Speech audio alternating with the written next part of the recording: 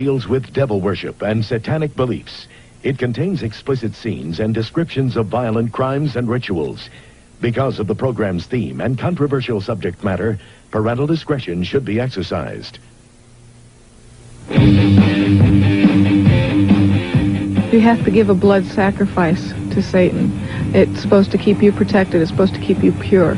They said that if we told that the devil would come and kill our parents. It doesn't matter if you believe in Satan. It doesn't matter if you believe in demons. What's important is to know that there are people out there that do, and they're willing to do anything to accomplish their goal. Satanism is more than a hodgepodge of mysticism and fantasy, more than a Halloween motif.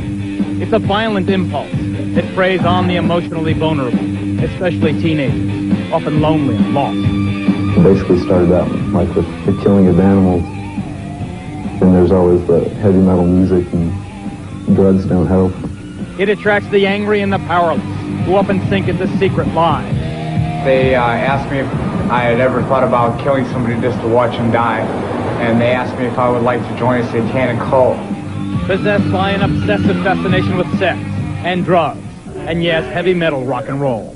Satan's child. Often Satanism seems to be a personal psychodrama, a kind of license for strange, sometimes violent behavior. A bloodbath would be a cleansing and a purification of a planet that has been dirtied and degraded for too long. Sometimes it's just half-baked mumbo-jumbo and scrawled symbols, but other times it goes deeper, deadly.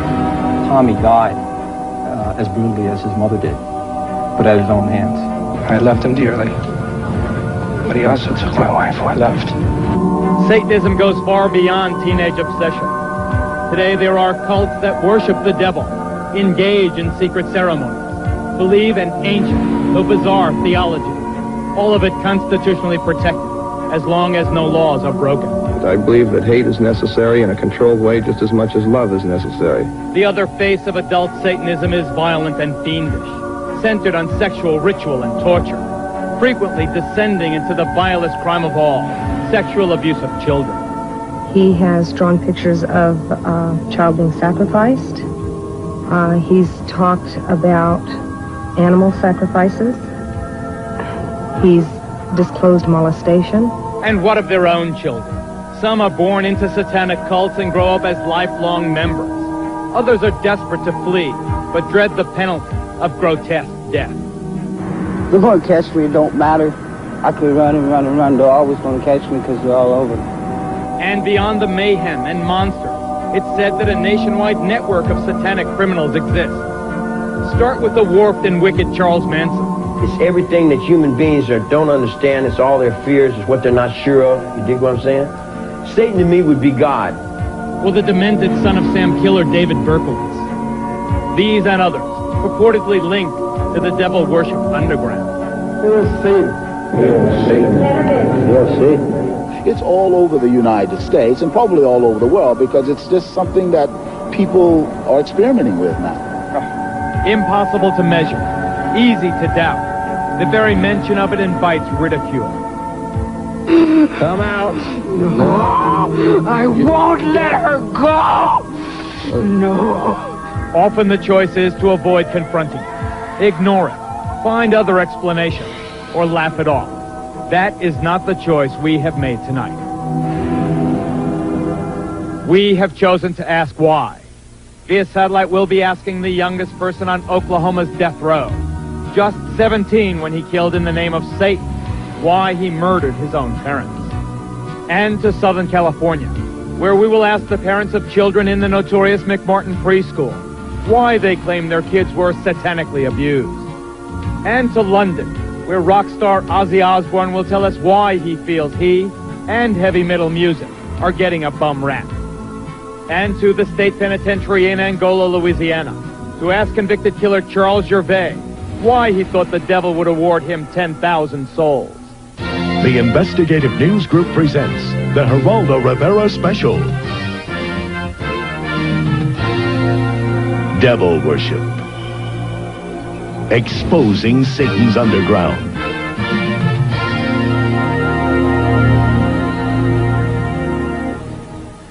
Whether a Satan exists is a matter of belief. but we are certain that Satanism exists. To some, it's a religion. To others, it's the practice of evil in the devil's name. It exists, and it's flourishing. Members of our studio audience tonight will attest to that. They are friends and foes of Satanism, devil worshippers and law enforcers, experts and victims. They'll help us understand this force that exalts evil and darkness. We'll be asking why. Why does it exist? And why does it appeal to so many vulnerable people, especially the young? Now, the very young and the impressionable should definitely not be watching this program tonight. This is not a Halloween fable. This is a real-life horror story, and it will give small children bad dreams. As for teenagers and their parents, we hope you are watching, because it's teenagers who are most likely to fall under the spell of this jumble of dark, violent emotions called Satanism, and in some cases, to be driven into committing terrible deeds.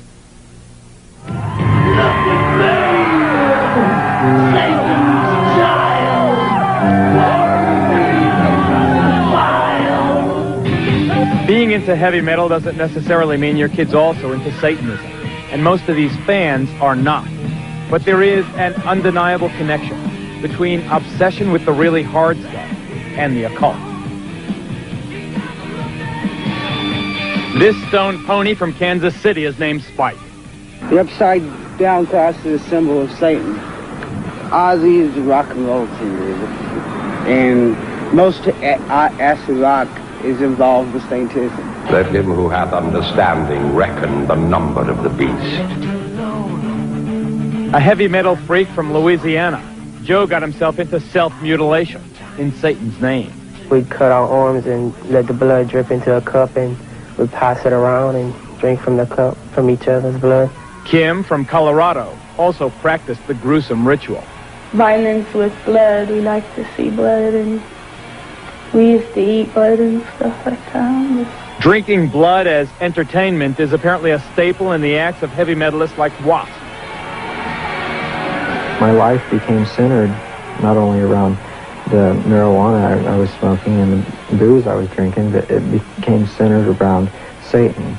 Although Satanism is more obvious in the lyrics of groups like Megadeth, Slayer, Venom, and Iron Maiden, in St. Petersburg, Florida recently, satanic symbols filled the air at this concert by Danish-born King Diamond.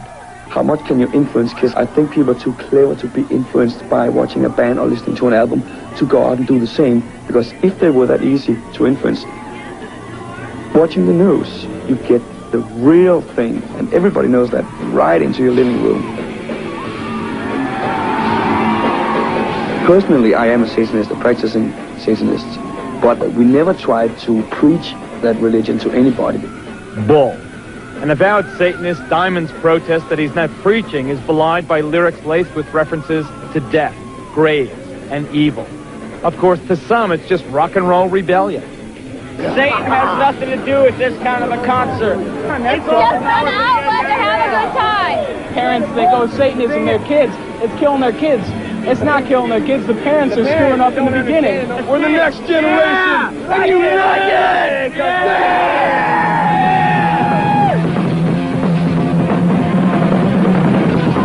Whatever the connection, there is no doubt that teenage satanic activity in this country is increasing dramatically. In Bayou country in southwest Louisiana, one persistent problem has been grave robbing. So what do they take out of these tombs? They take out the bones, okay, especially on the older type grave sites as this, because our understanding is that the right little finger has something to do with their culture, and they make a necklace out of them and they wear them. A necklace out of the right knuckle? The right knuckle. And the graffiti is no longer John Loves Mary. Death chamber, the point of no return, this says. As you walk into the main vault, it's a devil's pentagram, 666, the sign of the devil. Over here, a bloody skull and crossbones. In Maine, a dozen churches were defaced with satanic symbols. In California, New Jersey, Alabama, and elsewhere, police have found inverted crosses and the remains of mutilated animals. But by far the most frightening of all are the reports of teenagers killing other kids in Satan's name. Item, Douglas County, Georgia. I'm sorry for you, young lady, and I sentence you to a term of life in prison. I'm sorry for you, and I wish you good luck. Remove her from the courtroom, Mr. Sheriff. 17-year-old Melissa Ernest and two other teenage members of her coven admitted drinking her 15-year-old victim's blood, then dancing around her still warm body. Now listen to this report from a small town in Maine. Yesterday's conviction of Scott Waterhouse for the murder of 12-year-old Giselle Cody may finally bring an end to talk of a satanic cult in the town. Item, Long Island, New York. Police arrest 17-year-old Ricky Casso for the ritual murder of 15-year-old Gary Lowers. Casso gouged out his victim's eyes. As we've seen, the level of violence in these crimes committed in Satan's name is often appalling and savage, brutal enough to shock even hardened police officers. Detective Paul Hart thought he had seen everything. Then this veteran New Jersey officer saw how a suburban teenager murdered and mutilated his own mother. I believe that evil will once again rise and conquer the love of God. If this pact is to your approval, sign below. Just barely 14 years old, Tommy Sullivan had written this contract with the devil before he butchered his mother with his Boy Scout knife. The murder took place in the basement of the Sullivan family home. As we came down here, we found Mrs. Sullivan laying on the floor just about in this area here. Describe the condition of the body. It appeared that her throat had been cut and a good portion of her face had literally been slashed away. Tommy died as brutally as his mother did, but at his own hands. What did Tommy then manage to do to himself? What wounds did he inflict on himself to kill himself? His first self-inflicted wounds were a series of wounds to his wrists. 3, if I remember correctly, deep enough to actually sever the arteries and the tendons in his arm, enough to snap back his wrist. And after doing that, he literally slit his throat from ear to ear with this 3.5-inch knife from the windpipe all the way back to the spinal column, and to the point of almost taking his head off. Understandably unable to live with the gruesome memories in their family, Tommy's father and younger brother have moved out of state. Do you think you can ever find it in your heart to forgive your son? I don't know. I loved him dearly. But he also took my wife, who I loved. How could this happen here? To a nice boy from a good Catholic school and a fine middle-class family. Sure, he was obsessed by the symbols. This is what his room looked like on the night of the murder and suicide. But heavy metal is not answer enough. You're a veteran of Vietnam. Had you ever seen anything that brutal? Certainly in an area like this, in a town like this, in a neighborhood like this, you don't expect to see that type of violence. And it was brutal. It was brutal, and there's few of us that will forget that. Nor do you forget these drawings Tommy made just before he killed himself. But you continue to search for the reasons. What made Tommy? What made the others do it?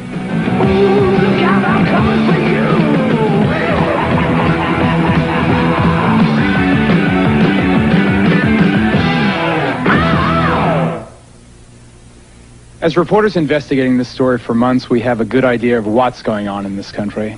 Our big question tonight is why. This is Detective Sergeant Paul Hart. Yes, stand up, Paul. He's the man, the cop who investigated the Tommy Sullivan tragedy. I've never heard of wounds that ferocious, and the pictures are even more appalling. Pictures that we did not show here. Do you think, you're not a theologian, you're a cop, do you think that Tommy was possessed? I think that possession is a state of mind, and it would have been a hell of an interview with Tommy had we located him. Certainly, like I had said before, his death was as violent as his mother's. Father LeBar, you investigate these cases for the Catholic Church. Is it the Church's position that demonic possession is possible? It certainly is. There have been many cases down through the centuries, many in our own decade, for example, of where the devil has actually possessed people and caused them to do many strange things. So you believe it's possible? I believe not only is it possible, it is a reality in some very select amount of cases. Let's go to London for a quick exchange with Ozzy Osbourne. Ozzy, I'm glad you're on the program. I'll interview you in greater detail in a couple of minutes. The one thing I have to ask you now, though, is, of course, the vast majority of your fans and the fans of heavy metal music are not Satanists. But there is no doubt, at least not in our reporting, that heavy metal music plays a role. Every single kid whose case we know about, who committed a violent act in Satan's name, was also into heavy metal music. What's your response to that, Ozzy? Well, I don't really know. All I do is make music. You know, I don't sit down and purposely plan to freak everybody out. I mean, I always have played heavy metal music. I suppose when I was younger and I started writing songs, my world was kind of dark and dingy. You know, I came from a working class family who had nothing, no dough, no prospect of ever having much money, and so that's how I saw the world as a child. And so, well, not all my songs are about Satanism. Of course not. In fact, if you stand by, Ozzy, because I want to get to Sean Sellers, who's the youngest kid ever to go on death row in Oklahoma. Sean is a kid who murdered his mother, murdered his stepfather, murdered a convenience store clerk. What did Satanism have to do with it, Sean? What did Satan, do you feel, have to do with, first, your murder of that convenience store clerk?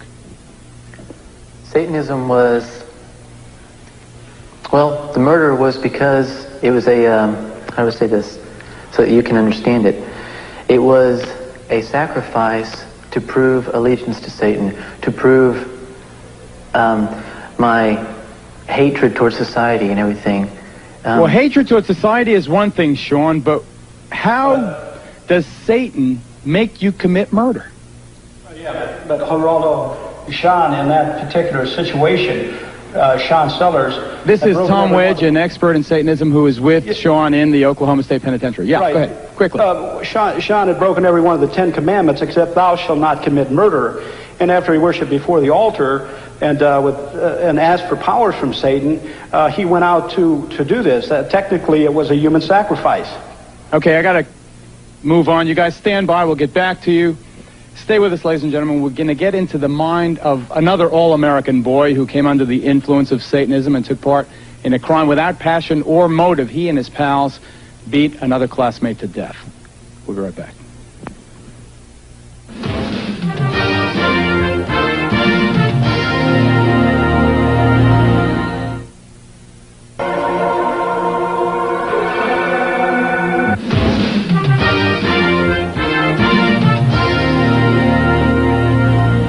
As you may have heard, we faced a much publicized dilemma in putting this program together. Many of the things about Satanism are offensive, and putting on an offensive television show was not our aim, so the most gruesome scenes have been left out.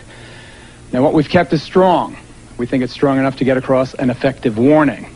Satanism can be cause for concern. Its roots are anywhere. Its roots are even in the very heartland of this country. Take a look. Carl Junction, Missouri. A town of about 4,000 souls in the heart of the Bible Belt, where people believe in God and the devil. Periodically, satanic graffiti and some mutilated animals turn up, causing alarmists to cry that satanic cults are operating in the area. Those charges were routinely discounted until a group of students from this high school shocked the entire nation. Late one night last December, 4 teenagers who had been dabbling in Satanism carried baseball bats, a cat, and a length of rope to an isolated spot near their small town here in Missouri.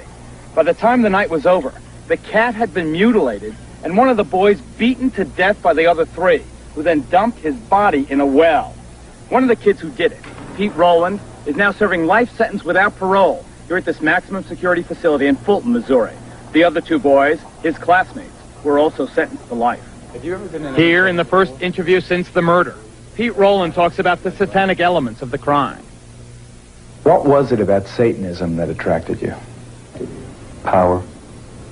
Just, you know, with power comes girls, just the feeling of people looking up to you, popularity. You're a good-looking guy, smart. Wouldn't you have those things anyway?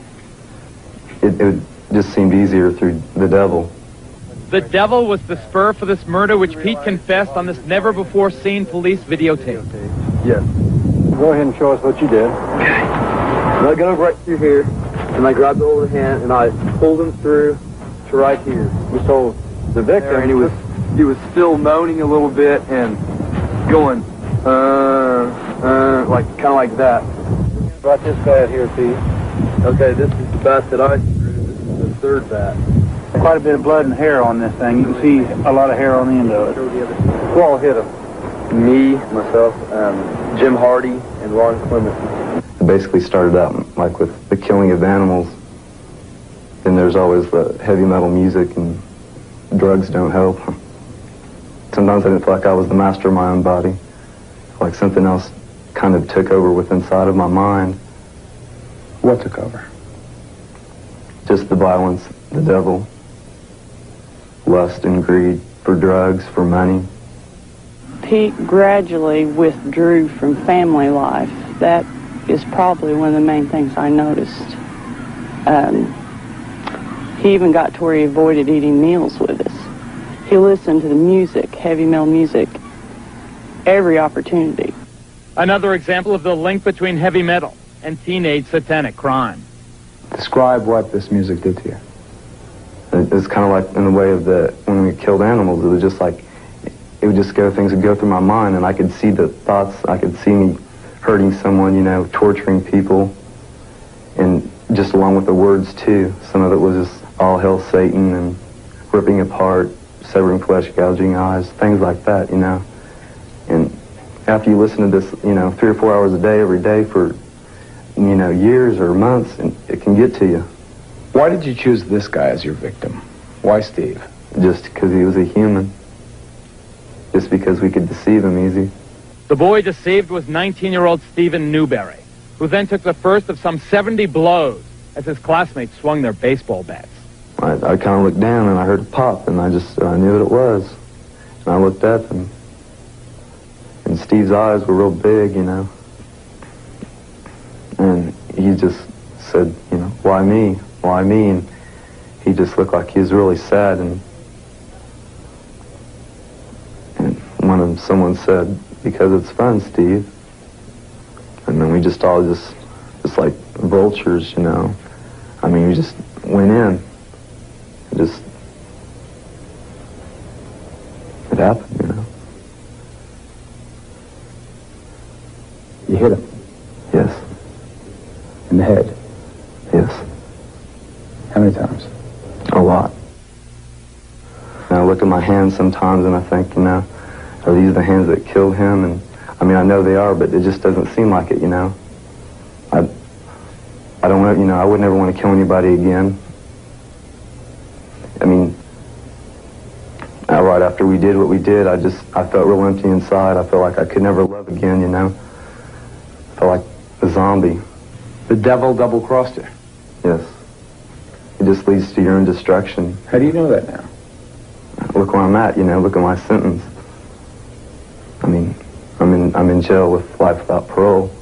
I feel very guilty that I didn't pay attention, that I didn't. There were some things that I saw that I feel like I should have paid attention to. I saw the album covers, and they're hideous. I just assumed that if they sell it, it's got to be okay. I saw satanic symbols on his bookwork, and I had spoken to him about it. Didn't mean anything, you know. I assumed it was a passing phase. I had my things when I was that age. I assumed that he had his. I assumed wrong. And I would advise anybody, if they see anything like that, to look into it. Don't ignore it. It doesn't pass. It's just something I'll never get over, ever. Parents, heed the advice of Pete Rowland's mom. Pay attention. Satanism is not a harmless fad or a passing phase in some of these kids' lives. Ozzy? Yeah? I know that your lyrics are less excessive than groups like Slayer or Venom or Iron Maiden or some of the others, but still, for some reason, maybe it's because you've been around for so long, I see tattoos of your name on some of these, teenage devil worshippers' arms. Wherever I see devil graffiti and satanic graffiti, I see your name also. Do you feel a sense of responsibility, Oz? The only responsibility I feel is the fact that I'm a true musician of what I play. I don't want to make anybody start doing all this devil worship crap, because that's not my intention. Although I have sung on a few songs about the devil, you know, that's about it. You know, I don't want anyone to harm themselves. What about the issue of responsibility? What about the whole thing about guilt? Do you feel responsible? I don't feel guilty. I feel kind of persecuted by everybody because I'm not a bad guy. My intentions are not to harm anyone. In fact, it's directly the opposite. Like when people come to my concerts, I want them to have a good, fun evening out, you know. And it seems to me that a lot of people judge the book by the cover more so, and they write things about me where they don't even know what they're talking about, you know. Well, there are lots of people out there, lots of people here in our studio audience who have a very different point of view. We'll get to them coming up next. A look into the dark soul of Satanism. Stay with us.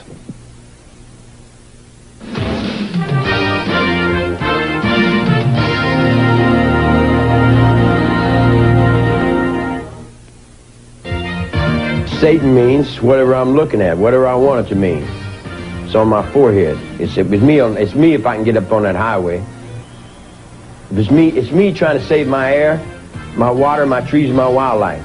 It's me on that cameraman. The Geraldo Rivera special, Devil Worship, will continue.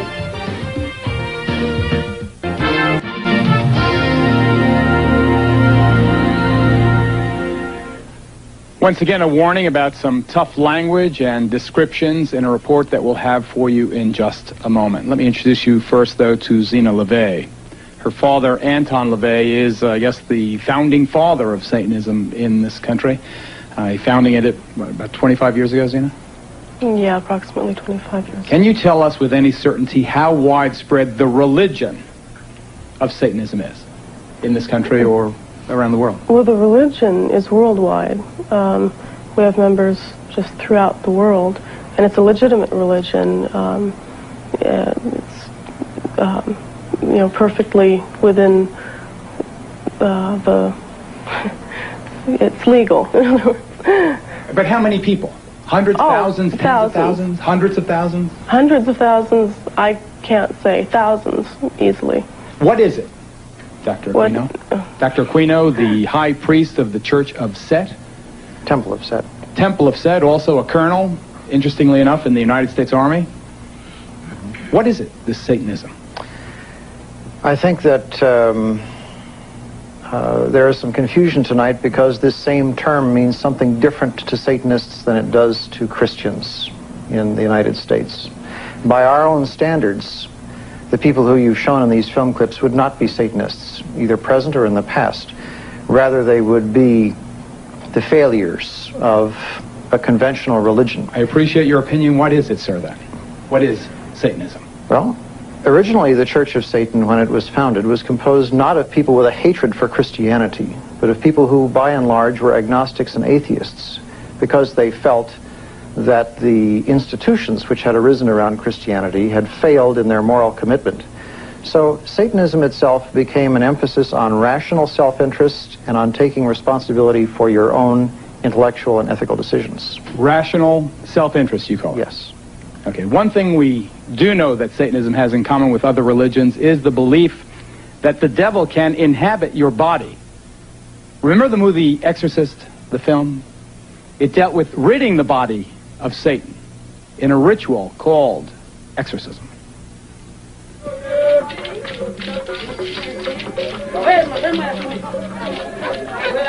As we discovered in the heart of the Haitian section of Brooklyn, New York, exorcism is more than just a scene in a movie. It's a common aspect of some people's religious beliefs.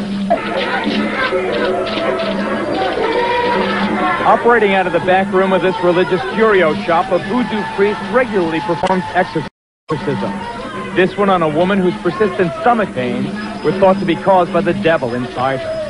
I know you've been possessed by the devil for so many years. He been bother you. But today you come to me, and I'm going to let him know he cannot bother you again. With the help of several assistants, and accompanied by throbbing traditional music, the priest's incantations built to a crescendo. Then, in a moment of almost sexual release, the devil was purged from the patient. That you can inject, that you can take all the malady, all the sickness away from you. In every way, Southern California is a very long way from the heart of Brooklyn. But at the church of a preacher named Roy Masters, exorcisms of the devil appear just as sincere, far out, and dramatic. With a background in show business rather than theology, Masters claims the members of his congregation react so profoundly to the laying on of the cross because they feel and fear themselves possessed by the devil. Come out. No, I won't let her go. No. Devil worship is as old as religion itself. It's the grim alternative, the flip side of life. Evil over good, dark over light, Satan over God himself. Come forth and bestow these blessings of hell upon us. Forced underground by the religious hysteria of the Middle Ages, Satanism was resurrected, first by an Englishman named Aleister Crowley in the early 20th century. It entered its modern era in this country just about 25 years ago, under the theatrical guidance of Anton LaVey, California-based high priest of present-day devil worship. LaVey founded the Church of Satan. Now, despite its preachings of evil and hate, the church and its offshoots are constitutionally protected religions. I believe that hate is necessary in a controlled way just as much as love is necessary. LaVey penned the best-selling Satanic Bible. It's the handbook of devil worshippers everywhere. And for a time, he was considered chic enough to attract the attention of Hollywood.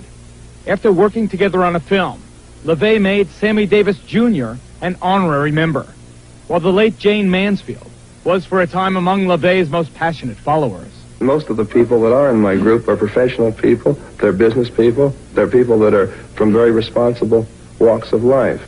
Contemporary Satanism relies heavily on bizarre and sometimes bloody ceremonies. One of the ugliest, yet apparently most common rituals in devil worship is the sacrifice of animals, often involving the removal of organs and the draining of their blood in elaborate ceremonies. Well, a series of cattle mutilations on this Louisiana farm has sent the shiver of fear through this entire community. Show me the evidence that this was some kind of ritual. Oh, this hole right here and the tail, they cut the tail off. The same thing with the ears. They cut the ears off. Right. So you two have no doubt but that your animals were used in some kind of ritual. Right. Yes. All the blood was gone out of them, too. Every one of them, the blood was drained. No blood, no insides, eyes pulled out, everything. I'm begging for something to be done. I'm scared.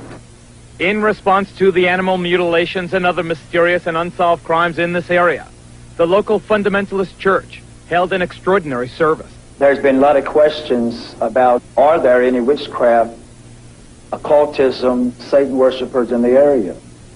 And the answer is obviously yes. The only way to deal with Satan, which is spirit, is by way of spirit. The preacher asked his flock to protect themselves with their faith, but some chose a more down-to-earth method. Brother Blunt, I believe in the Lord, and I believe in you, but I'm still going to carry my gun because I'm scared.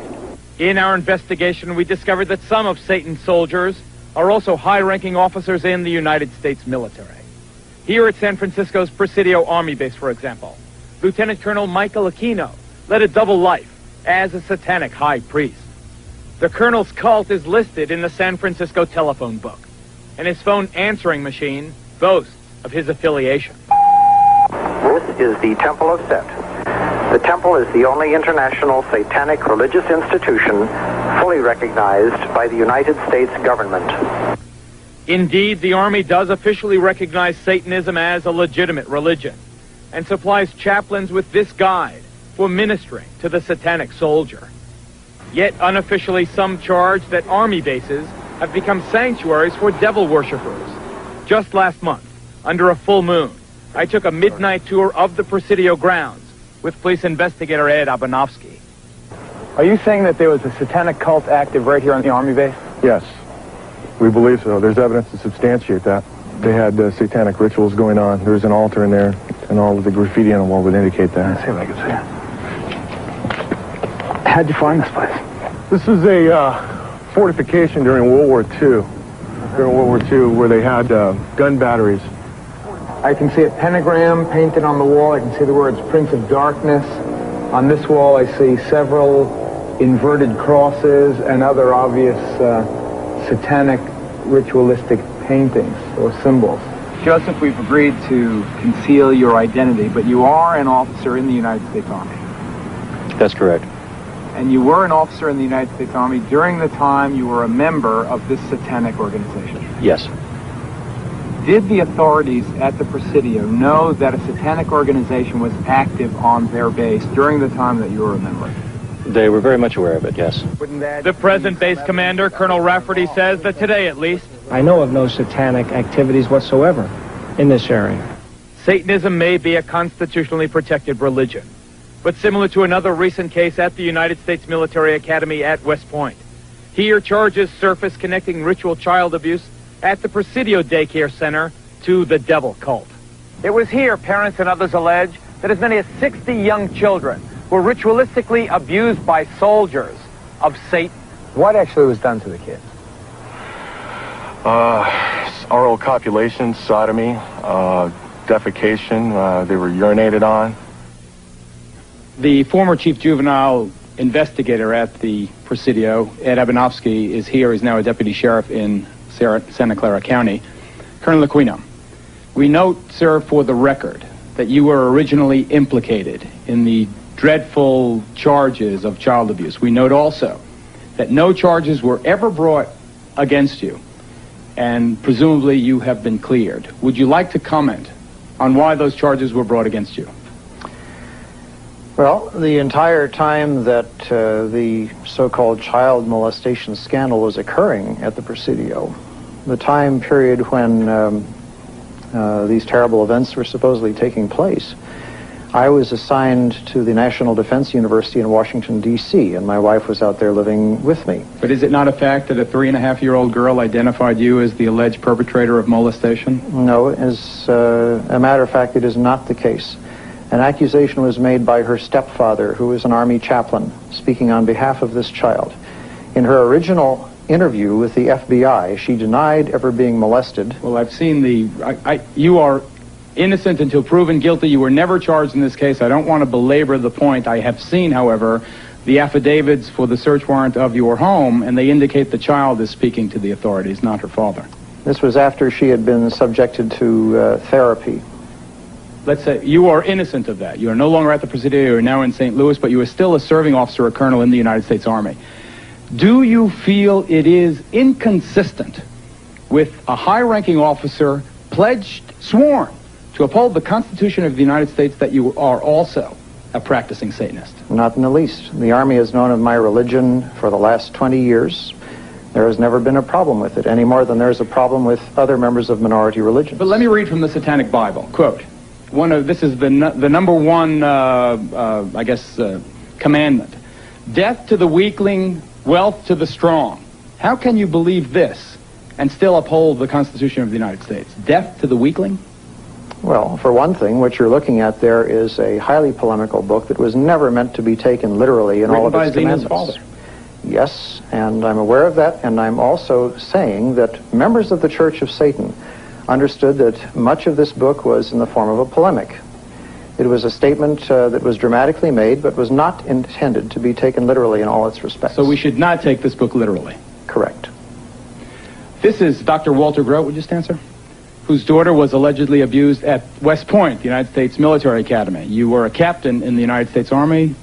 Aside from what allegedly happened to your daughter, which I know you allege was part of a satanic cult, and having nothing to do with this man, I state again for the record, what is your feeling, sir, on the fact that a serving officer in the United States Army is also a professed Satanist, a high-ranking person? Well, I think in this election year, we've heard a lot about values, Geraldo. We've heard a lot that our little children should be saying the Pledge of Allegiance to the flag.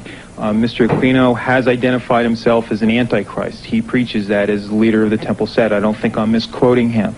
I find it inconceivable that we can have candidates talking about one nation under God and having our children say that, yet by the same token, we can have somebody in our army as a colonel leading our troops in battle who are opposed to the very concept of God and whose whole purpose it is to fight against God. We have to take a break right here. Next, more on the connection between Satanism and violence, including more charges of the sexual abuse of children. If you have let your kids watch up until now, we urge you, ladies and gentlemen, we are not kidding. Get them away from the TV during our next report. We'll be right back.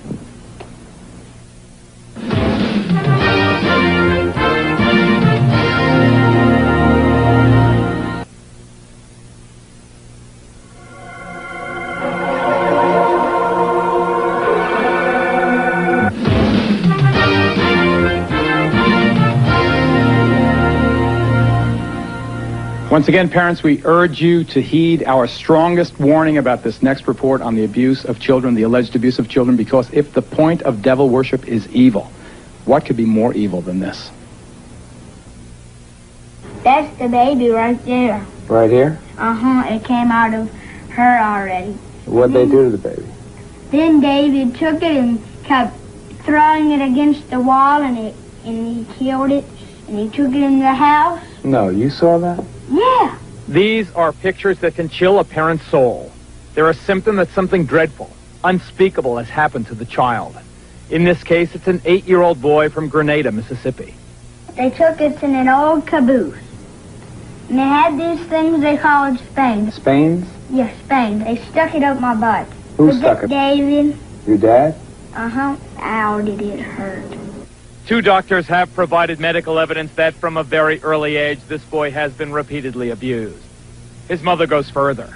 She claims the sexual abuse happened as part of a satanic ritual. Do you allege your husband was part of a satanic cult? I allege that he was the high priest of a satanic cult. David, the boy's father, has never been formally charged. He's now in hiding. Now, incest is certainly not new, but apparently more and more of it is taking on the dark overtones of Satan. She talked about there being a Satan, and she said she talked about there being boys that had hurt her. Listen to what this 5-year-old girl from Orange County, California, told her mother her father did to her. Daddy was heading the meeting, and he wore a real-life baby foot around his neck. She says they each drank the blood, and then they all hurt me. Said, how did they hurt you? She spread her legs and pointed to their crotch and says, right here. And it gets worse. According to his family, this severely traumatized 10-year-old boy, also from Southern California, was allegedly molested by a trusted neighborhood minister as part of an ongoing satanic cult. Jimmy talks about having a gun held to his head, about being shown a skeleton, about having to touch the skeleton. He has drawn pictures of a child being sacrificed. He's talked about animal sacrifices. He's disclosed molestation. In the very places created to care for children, in nurseries and daycare centers across the nation, there are increasing reports of ritual sexual abuse. The children of McMartin are still filled with lurid stories of their awful experience there. What did they say the devil would do to you? They said that if we told that the devil would come and kill our parents, and he said that we wouldn't live to be the age 9. What were they doing to you? Molesting me. What does that mean? What does molesting you mean? Touching us in places we don't want. And then they would, threaten us, oh, you don't say a word, else we're going to come to your house and kill everybody except for you, and we're going to send you to the devil and everything. And they would scare us really much. No region in this country is beyond the reach of the devil worshippers. Even here in the heartland of America, stories of ritual abuse crop up. The children you're about to meet were born into it. They say their parents forced them to witness bloody rituals, and even they say to participate in ritual murder. Now in the safe haven of a concerned foster family, the children are haunted by their personal nightmares. My dad was involved in a lot of it. Okay, he's like one of the main guys. He's a leader or something. He made us have sex with him and with other guys, and he's done it with other people. I don't know. I just don't like him. Tell us what else besides having sex with him and the other guys that made you do. kill kids and be there and involved in everything else that happened. And I had to be there. And if I didn't, he threatened me, like, you're going to be killed, or people aren't going to believe you if you tell anybody. Or I'll find you, you know. So he said there's no way out and you must do it. We found out she had been defecated on, that it was smeared all over her body and put in her mouth. My children have talked about all of those things and worse. They've talked about having to kill other children. Well, she told me about the time from as we think was about year and a half, 2 years old, when this was the Satanic cult that she was involved with. And she was made to take a gun and put it up to someone's head. It was another child, and pull the trigger. One of the greatest difficulties in reporting a story like this one is that so much of it sounds so outrageous, too dreadful, too bizarre to be true. Well, here in Nebraska and elsewhere across this nation, concerned citizens have gotten together to defeat that disbelief. This organization is called Believe the Children. Its guiding principle, that the stories these young victims are telling are too widespread, too consistent not to be true. The stories are so outrageous, and I am such an honest person, I assumed everybody would believe me. And to this day, I'll get in the middle of a story and I'll think, they're going to think I'm crazy. This sounds crazy. But when you begin to hear this same thing time and again, different stories, but the same horrible underlying things, the same behaviors in the kids, I just want to scream. I'm a stranger. I come up to you and you tell me this story and I say, I don't believe you. How do you react? What do you do? I just say, well, that's your right not to believe it. But someday, if you see something or you hear something from somebody else, just remember what you heard from me. If we were lying, I don't think we would come up with such good lies. Are you telling us the truth? If this isn't true, I mean, you can do anything you want with me, but it's true. So sad. Let's go now to the McMartin preschool parents who have gathered for us in Los Angeles. You recall that case, notorious case. I must state for the record, however, that the charges against most of the defendants have been dropped. Charges are still pending against 2 of them, however. We know that the parents and the children allege child abuse. What is much less known is that they say it was ritual abuse as part of a satanic cult. Whoever is the designated spokesman there, please tell us why you believe this was part of a ritual cult, abuse as part of a satanic cult. Well, the easiest reason to that question, Geraldo, is the fact when the children started talking, they started talking about robes and candles. They described an Episcopal church. And once they started narrowing that down, you could see that it had to be satanic. It's very important in satanic religions to have a priest because they truly do believe in power. The difference only between Catholicism and the Episcopal religion is almost done. They both use wine, they both use bread, and so on. The truth about Satanism is they truly do use blood, and they mix it with urine, and then they also use the real meat, the real flesh. This is what makes Satanism true, and this is what 1,200 molested kids in the city of Manhattan Beach have told the Sheriff's Department, and it's an outrage that we are where we are with this case, and these poor unprotected kids that have, that's a third of the school system in the city of Manhattan Beach has been molested. We have 8 preschools closed here. This is the child molestation capital of the world. We have more preschools closed in this city than any city this side of Detroit, and I'm not picking on Detroit. Right. You may have heard of a case here in New York recently where last year, actually, a little 6-year-old girl called Lisa Steinberg was murdered, allegedly by her own step-parents. Well, that trial for the murder of that little girl opened here in New York today. There were some shocking developments. The defense attorney stated that in some way the parents, or at least one of them, was a member of a satanic cult. That just today here in New York. We're joined now by Maury Terry, author of The Ultimate Evil. He has been studying this and other satanic cases. Why do you believe the satanic cult had something to do with this case of Lisa Steinberg? Well, in the first instance, Geraldo, the police removed demonology books from the Steinberg and Nussbaum apartment in New York. In the second place, I have seen writings done by Hedda Nussbaum, the mother of Lisa, if you will, in which she admitted that she was involved with a cult on Long Island that practiced rituals and conducted pornography and were involved in child pornography. What's this? Here is Hedda's diary. This is her own diary? Hedda's appointment book diary from 1983. You can expect to be subpoenaed after this, sir. Yes, and in it you can see here that Hedda was calling deprogrammers, cult deprogrammers, back in the fall of 1983 in order to try to get herself out of this group in Long Island that she had gotten involved with. You have a sketch drawn by Lisa? We found in the Steinberg apartment a sketch drawn by Lisa in her own hand. Look at it, ladies and gentlemen. Book. That's drawn by Lisa Steinberg with the satanic pentagram on it and with the descending crescent moon above it. This, I was told, confirmed by a principal involved in the case, that this was the costume that Lisa wore at the rituals on Long Island, and that the costume scared her. I was also told by a principal involved in the case that they put makeup on Lisa in order to make her look more like an adult, and she hated wearing the makeup. The prosecution is trying to present this case as a simple homicide. What I'm saying to you here now is that there is a lot more evidence in this case. The case goes much deeper than is being portrayed as going, and this evidence that we're revealing here tonight should certainly graphically illustrate that fact. We'll be right back, folks.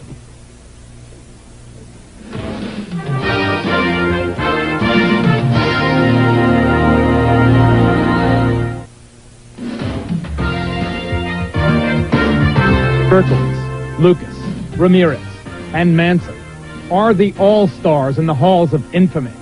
But the vast majority of these ritual murders are not the work of the celebrated psychopaths. There are literally hundreds of cases most of us have never heard of. The Geraldo Rivera special, Devil Worship, will continue. Reminder, this program deals with devil worship and satanic beliefs. It contains explicit scenes and descriptions of violent crimes and rituals. Because of the program's theme and controversial subject matter, parental discretion should be exercised. The Geraldo Rivera special, Devil Worship. Exposing Satan's underground continues.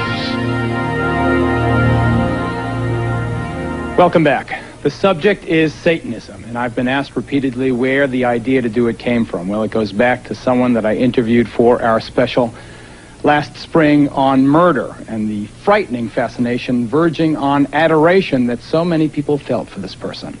A murderer who would have us believe that he is the incarnation of the devil. Here's Charles Manson. Okay, I killed everybody since day one. I've murdered them all. I'm God and I've killed everybody. Or the devil. Oh, the devil, yeah, you could use the word devil or demons or whatever you want to call it. Mostly the devil in your world, eh? Well, okay, I'll play. There's no game I can't play. There's no game I haven't played. You are the devil. Yeah. Okay, I'll be the devil then. Along with Hitler, cult leader Charles Manson is today's top satanic celebrity. Yeah, I chopped up 9 hogs, and I'm going to chop up some more, you I'm going to kill you as many as I can. I'm going to pile you up to the sky. Responsible for at least 9 ritual murders, Manson is revered by many modern-day devil worshippers who have adopted his philosophy of the mass extermination of those they consider unfit to live. We would like to see most of the human race killed off because it is unworthy. It is unworthy of the gift of life. Nicholas Schreck visited Charlie at San Quentin, keeps a picture of his hero on his apartment wall, and displays a lock of Manson's hair as if it were a sacred relic.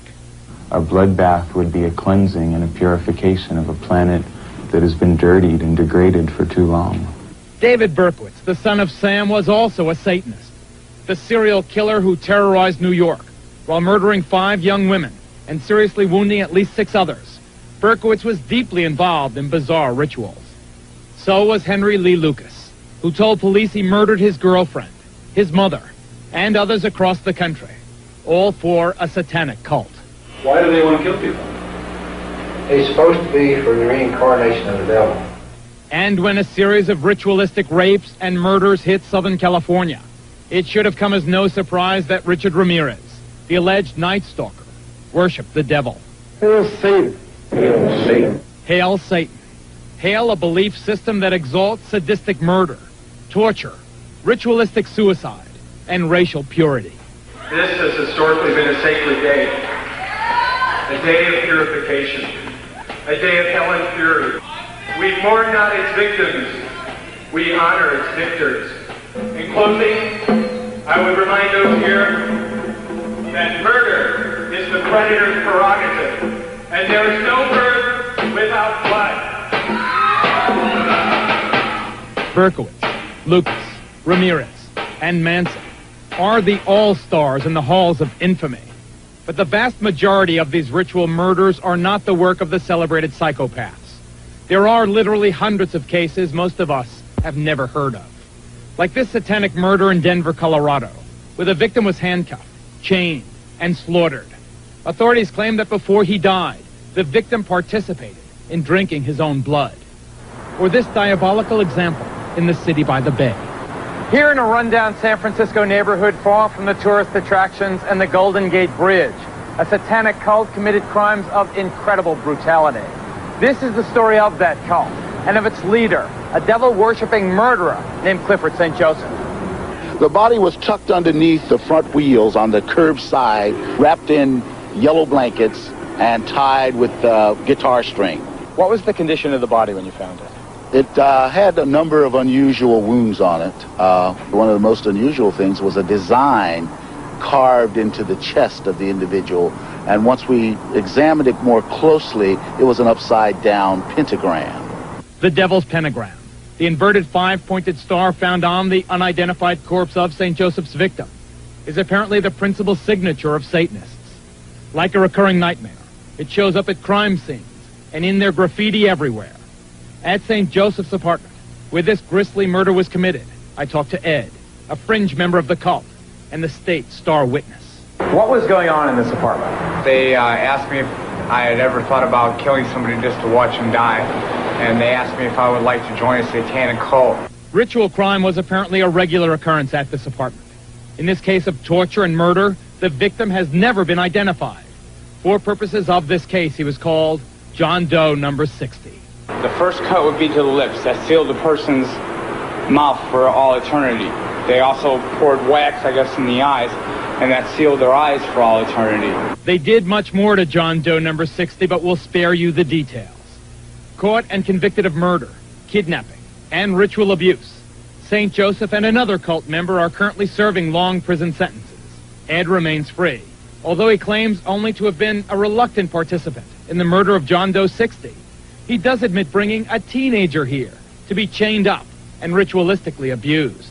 How can you say you have no guilt when you bring a 17-year-old kid in here, you help shackle him to a radiator, and then participate in his torture and sexual abuse? Well, I never participated in torture, and no torture was allowed of him. You were having sex with a kid who's chained up. What are you talking about? Well, Ricky, first of all, likes that type of sex. What was going on here is a nightmare. Yes, it is. Yes, it is a nightmare. Are there devil worshippers, are there murderers involved in this particular case still at large? In this particular case, yes. We do know we have one person identified, other man identified who was present during this particular homicide. Do you think that this ritualistic stuff is spreading? It's all over the United States and probably all over the world because it's just something that people are experimenting with now. Satan means whatever I'm looking at, whatever I want it to mean. It's on my forehead. It's me if I can get up on that highway. It's everything that human beings don't understand. It's all their fears. It's what they're not sure of. You dig what I'm saying? Satan to me would be God. That man is so repugnant. All of these satanic murderers are.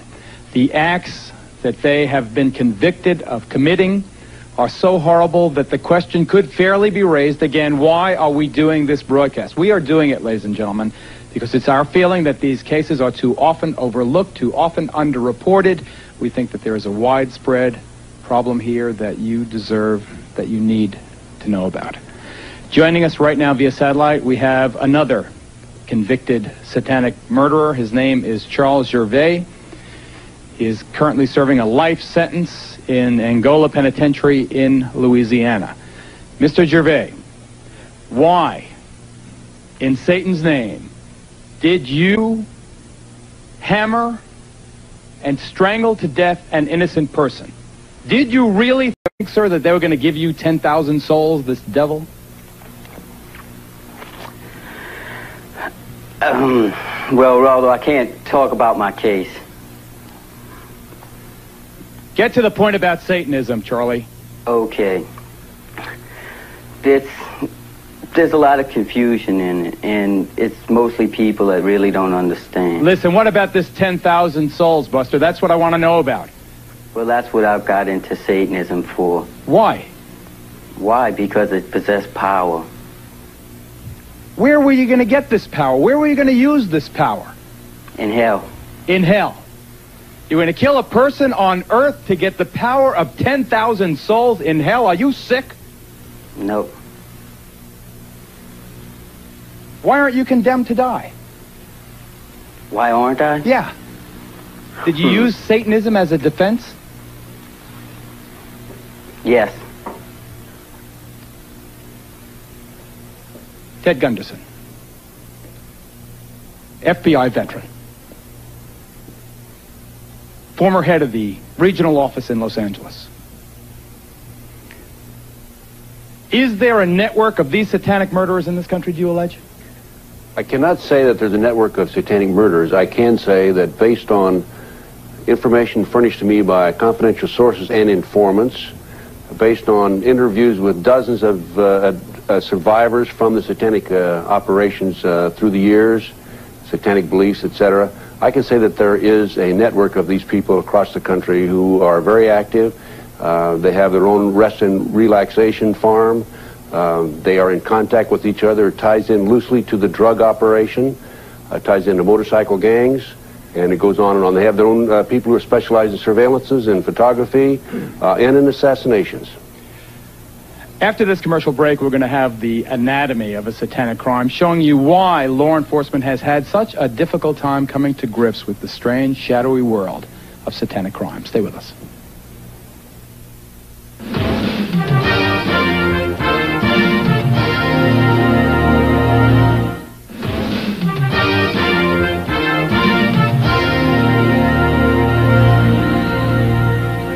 One reason we think you haven't heard more about them is that many satanic crimes are simply not recognized as such. Take a look at this report, please.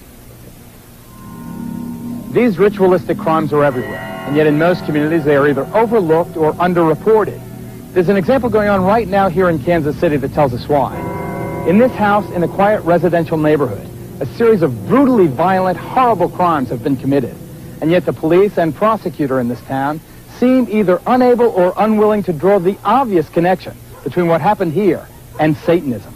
All I know is the whole thing was evil. This 22-year-old, call him Jay, escaped from the House of Horrors wearing only a dog collar. For 4 days, he had been ritualistically tortured by a man named Bob Burdella. He took the transformer and hooked it to my genitals and stepped back and took pictures while I'm flopping around. What a sick dog. It seemed to never end, you know. After Jay escaped through a window by burning the ropes that bound him to the bed, the police arrested Burdella. When they searched his home, they found over 250 photographs of young men, including Jay, in the process of being tortured, in some cases fatally.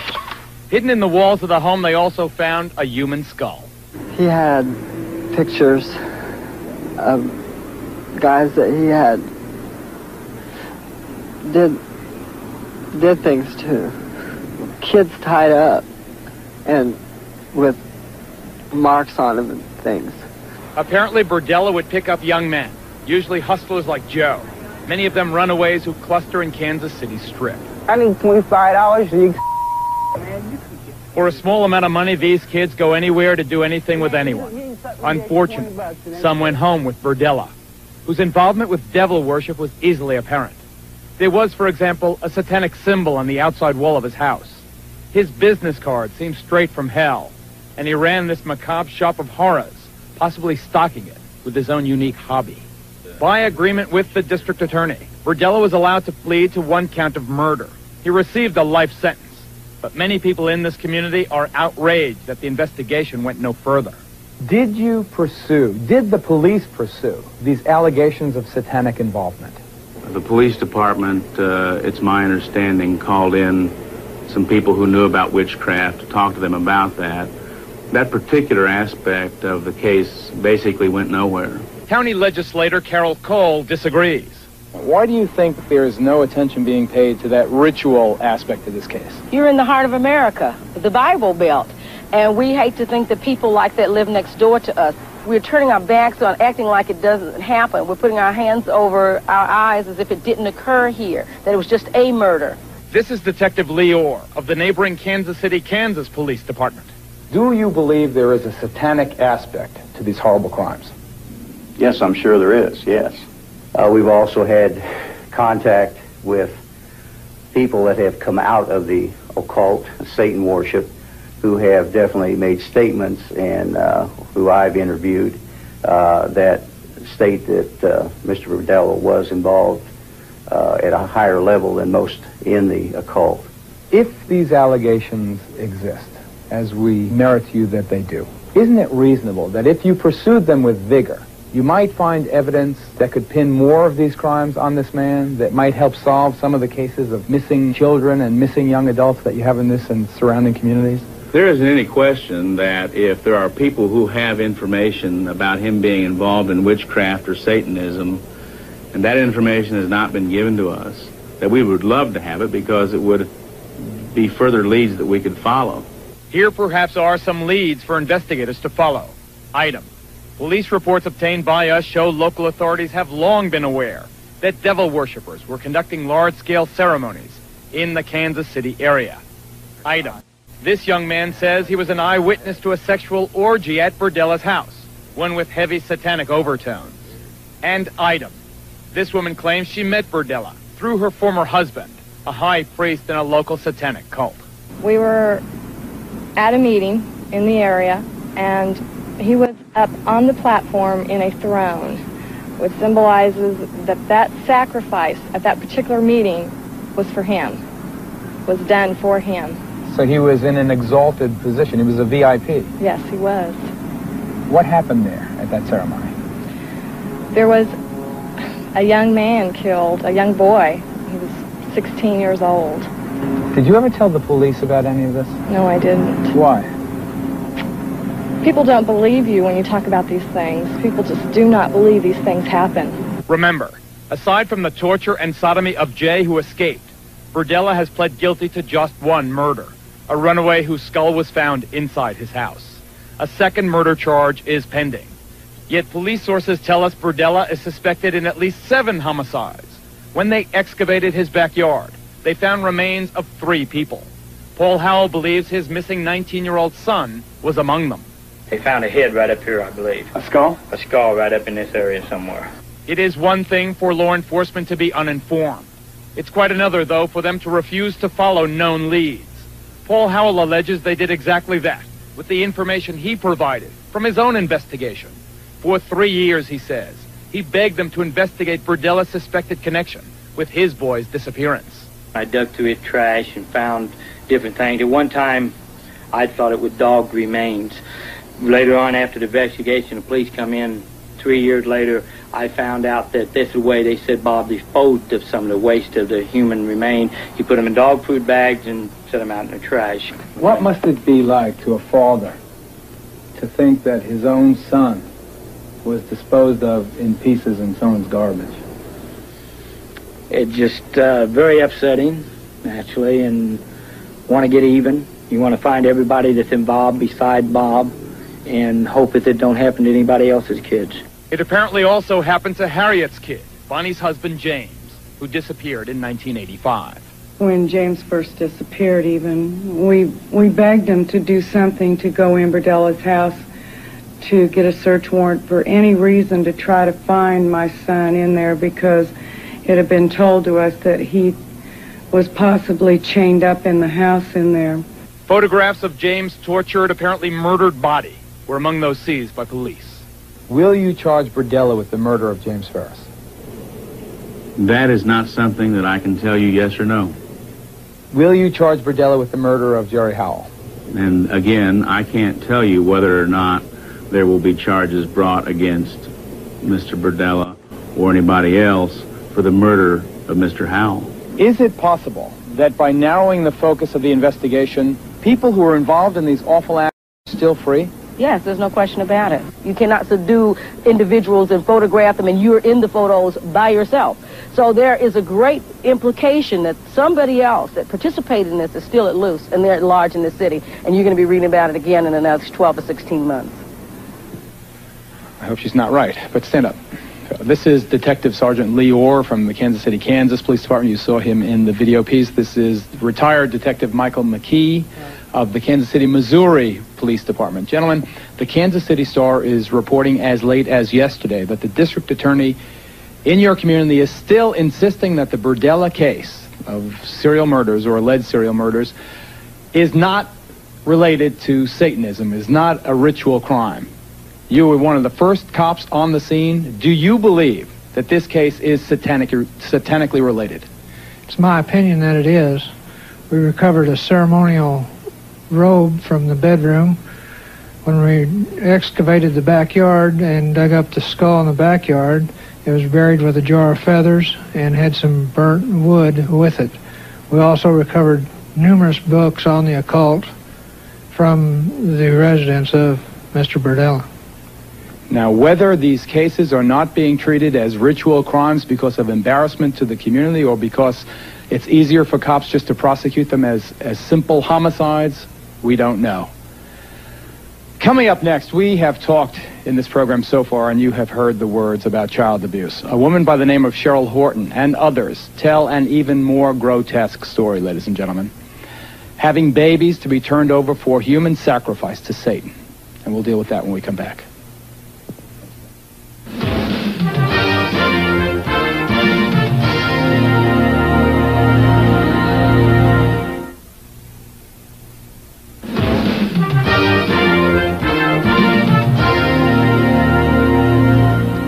I think sometimes that, ironically, on television, when you give a disclaimer, it has exactly the opposite to the intended effect, and more people tune in than tune out.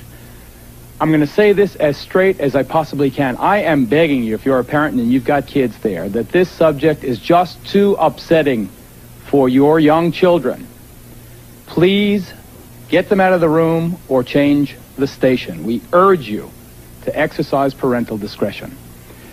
It has been established, as you have already seen on this program, in courts of law now, that human sacrifice is sometimes an element in rituals performed by people calling themselves Satanists.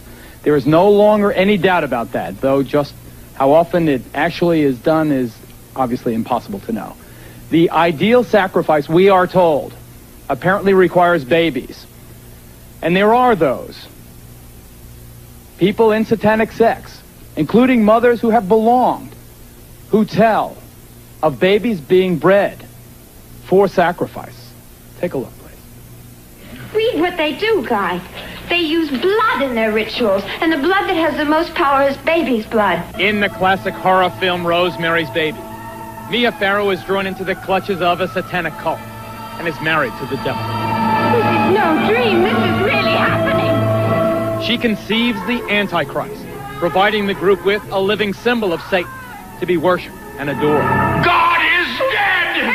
Satan lives! As sickening and unbelievable as it sounds, bearing children for use in satanic rituals may really be happening. My daughter, who I named Wendy, was sacrificed at birth with an upside-down cross and then taken outside and buried. My son, they kept and let live till 2 years old, and then he was sacrificed. Michael and I had a son, and he was dedicated to Satan at birth, and at 6 months of age, he was sacrificed to Satan. It is most common for the heart to be taken from the child and offered to Satan. These women say they speak from personal experience. They claim to be breeders, forced by covens to bear children, both as a way for the cults to get new members and to find fresh victims for ritual murder. Did you give birth to infants who were sacrificed? My first two Were sacrificed? were sacrificed. I was told it was the highest honor I could ever do as a woman, was to sacrifice my first two. And you did that? I was so brainwashed, I believed their philosophy. Jackie tells us she was able to escape her satanic cult. Today she helps other women, like Donna, who are trying to break free. You killed your babies? Take the skin off. You skin the baby? You take the baby's skin off? Do you feel remorse? Have you told the police? I had to do what I had to do, or I'd be killed like the babies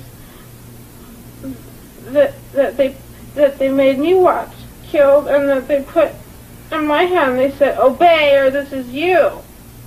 Jackie, you have some pictures drawn during the therapy sessions by the people who've been through this. Why don't you show me some of them? This picture is a person remembering skinning children and babies and hanging it out to dry. Until skinning them, taking the skin off alive while they are alive, and skin them until they die. And that's how your babies died? They took a little patch about 3 by 4 off of her stomach, skinned her, and said, "We'll skin you all the way if you talk or cry." You learn not to cry real fast. I don't cry. For their part, mainstream Satanists strongly deny these gruesome allegations. Zena is the daughter of Anton LaVey, founder of the modern-day Church of Satan.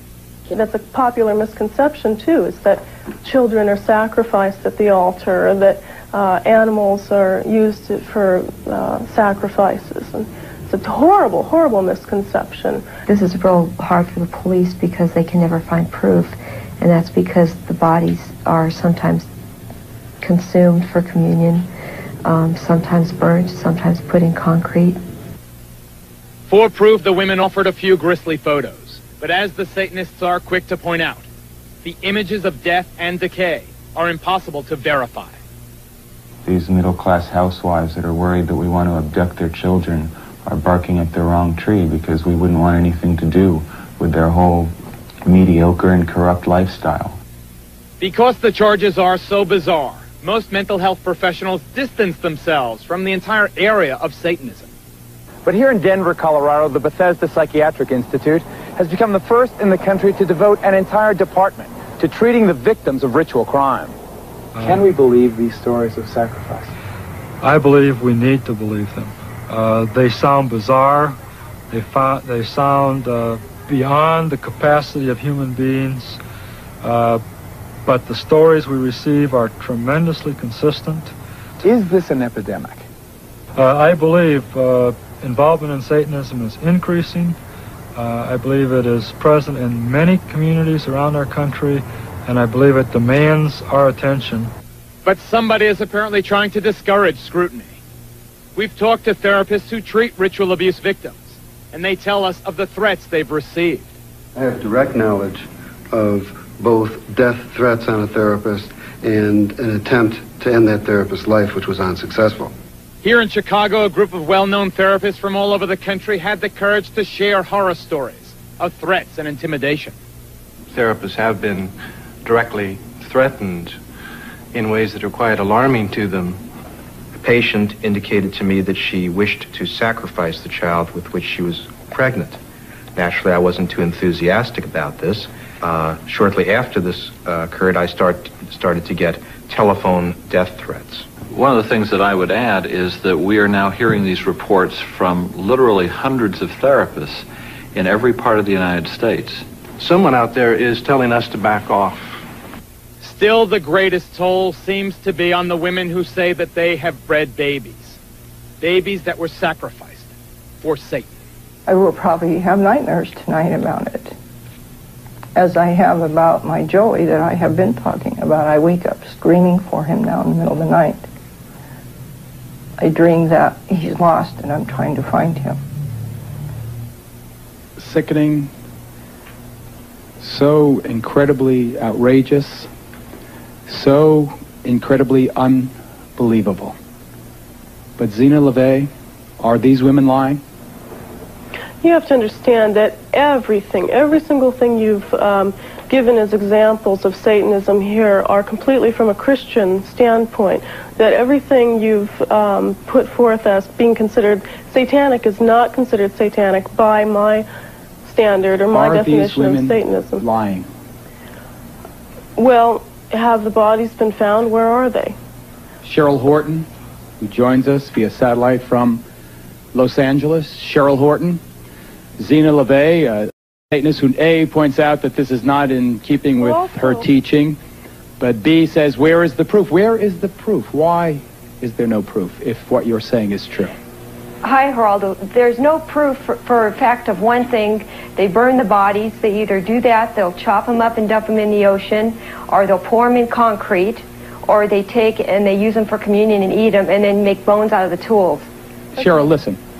These The people stories, are doing listen, let me murders. interrupt you. Cheryl, please, let me interrupt you. The stories dump in the ocean, chop up the bodies, these things, they sound like they can't be happening. Ted Gunderson, respected law enforcement professional, recently or retired now from the FBI, former regional director of Los Angeles. Do you, sir, believe that these dreadful allegations of babies being sacrificed are true? I absolutely believe it, without any doubt. Based on the information that's been given to me across the country by numerous survivors and by confidential sources and informants. Then why don't you name these people and arrest them? Never a name, never an arrest. These women come out of a group and they insist that they know the people in the group, and yet they do not identify these large mysterious cults. Name them and arrest them and get them off the street. Does he not make a valid point? He makes a valid point.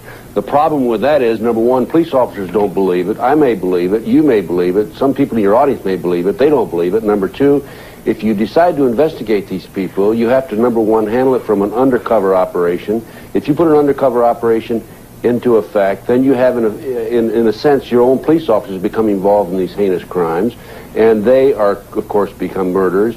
And in addition to that, if you do decide to investigate these people, it's a lot of work. And many law enforcement officers are apathetic and don't want to get involved. Ladies and gentlemen, you have heard this. The debate here could rage over this issue alone for hours and hours and hours. Michael Aquino is right when he says there have not been any successful prosecutions for this horrible allegation. Ted Gunderson is a sincere man with a good reputation who says that there are difficulties in the prosecution. Still, the point is it has never been proven in a court of law. Obviously, it needs more investigation, but if these things are happening, then there should be a national task force of federal and state and local cops working together to prove or disprove. Because this is just unacceptable, this impasse. Coming up, we're going to have warning signs you should watch for, parents, and all of our guests will be available for a final discussion about Satanism after this break.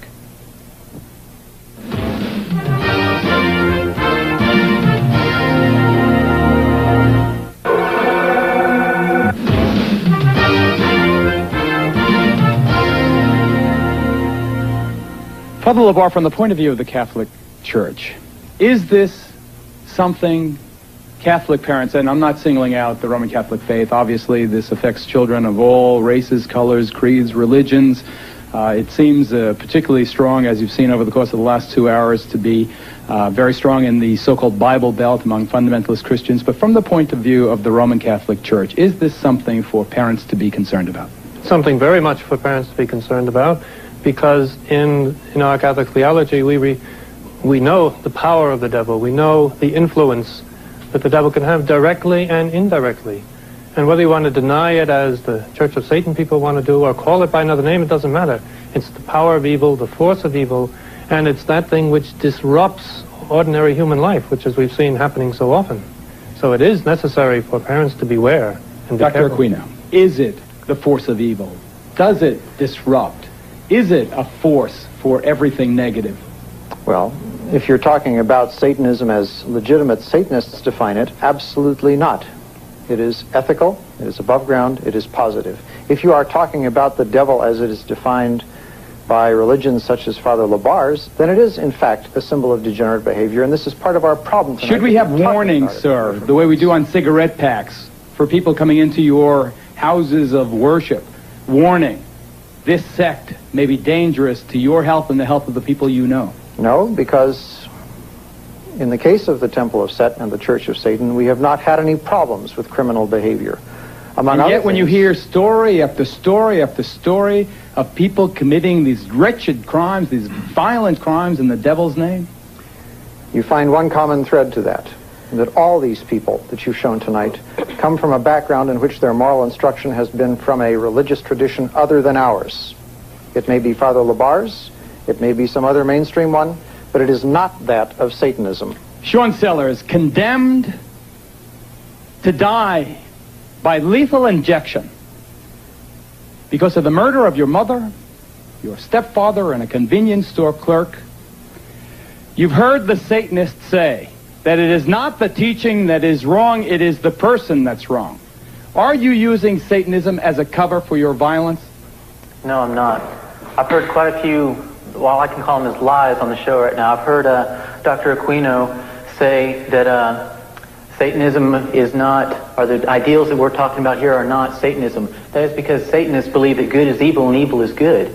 And so, of course, they're not the ideals that he believes in. He believes that evil is good. That is what I believed in. I heard him say that the Satanic Bible is not to be taken literally. But I talked to a 16-year-old boy yesterday who takes the Satanic Bible literally. I've been working with a lot of ministries around the United States trying to get and help people get out of the occult. He takes the Satanic Bible literally. I took it literally. A lot of people are taking the Satanic Bible literally.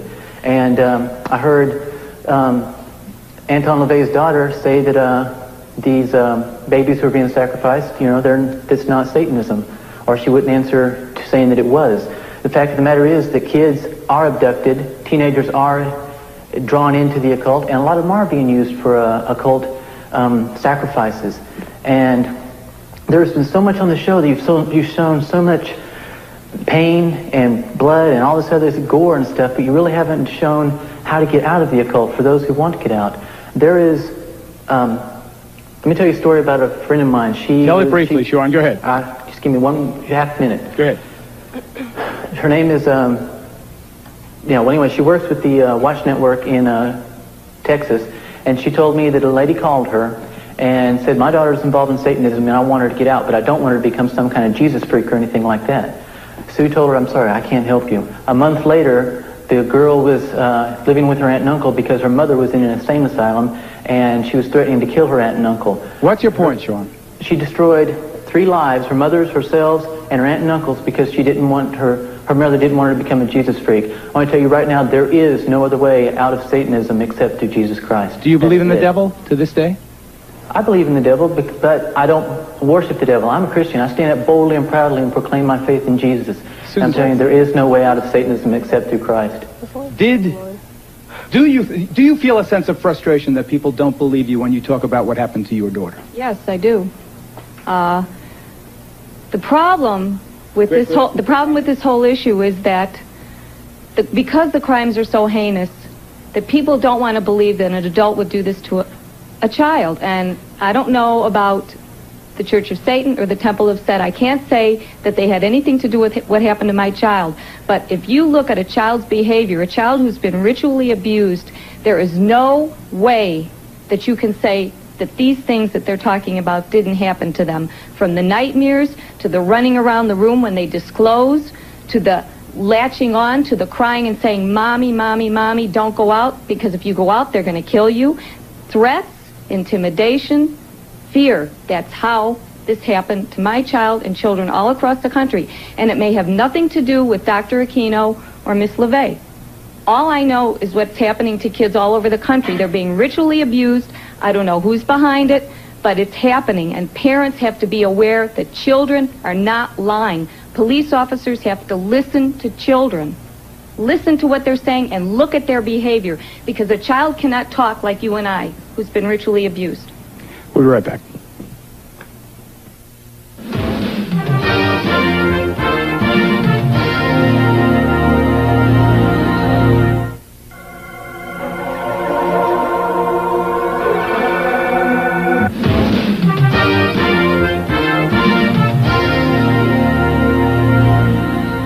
All of us know that life is not safe. Every day we face the possibility of crime and disease and accidents and disasters. So here comes Satanism, which most of us would like to write off as harmless antics by some lunatic fringe. A few years ago maybe, but not now. We have seen that Satanism can be linked to dope and to pornography, child abuse, and to murder. It has led seemingly normal teenagers into monstrous behavior. They preach mysticism. Other people, however, practice evil. And that is why we brought you this report tonight. I'd like to thank all of our guests, especially those we did not have a chance to get to. I'm Geraldo Rivera, ladies and gentlemen. Thank you very much for watching. We'll see you next time. Good night. I wish I